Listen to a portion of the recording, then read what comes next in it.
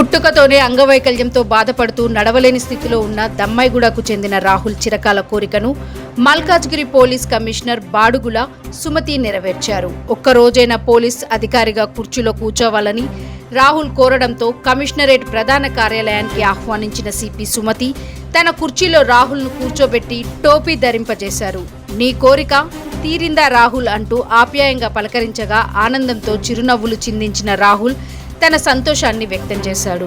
ప్రకాశం జిల్లా కందుకూరు నుంచి వలస వచ్చిన తిరుమలరావు రాధమ్మ దంపతుల కుమారుడు రాహుల్ పుట్టుకతోనే అంగవైకల్యంతో బాధపడుతున్నాడు. 2 కాళ్లు ఉన్నప్పటికీ నడవలేని పరిస్థితి, మాటలు కూడా సరిగా మాట్లాడలేని స్థితిలో ఉండడంతో కుటుంబానికి భారంగా మారాడు.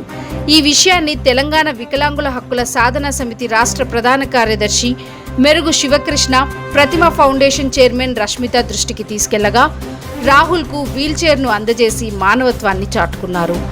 ఈ సందర్భంగా సిపి బాడుగుల సుమతి మాట్లాడుతూ అంగవైకల్యంతో బాధపడుతున్న వారి పట్ల ప్రతి ఒక్కరూ దయ, ప్రేమ, ఆదరణ చూపాలని, స్వచ్ఛంద సంస్థలు మరింత ముందుకు వచ్చి వారికి అండగా నిలవాలని పిలుపునిచ్చారు. రాహుల్ కోరిక నెరవేరడంతో అతని తల్లిదండ్రులు సిపి బాడుగుల సుమతి, ప్రతిమ ఫౌండేషన్ చైర్మన్ రష్మిత, మెరుగు శివకృష్ణలకు హృదయపూర్వక కృతజ్ఞతలు తెలిపారు.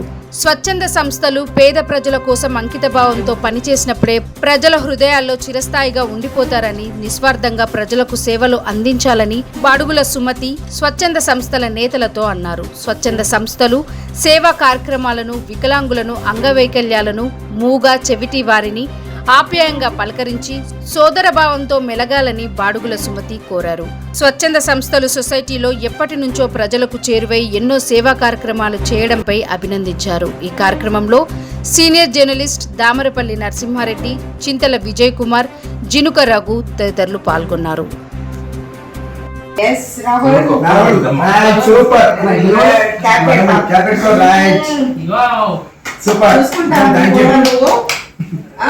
Good boy, Ram. Hi, Depo. Congrats, madam. Thank you. Thank you so much. Happy. So much happy. Happy. Rahul happy.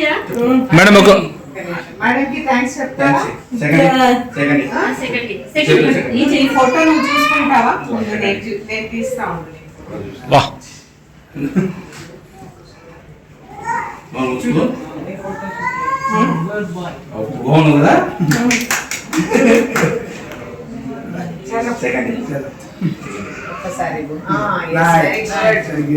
Police అయినా ఇప్పుడు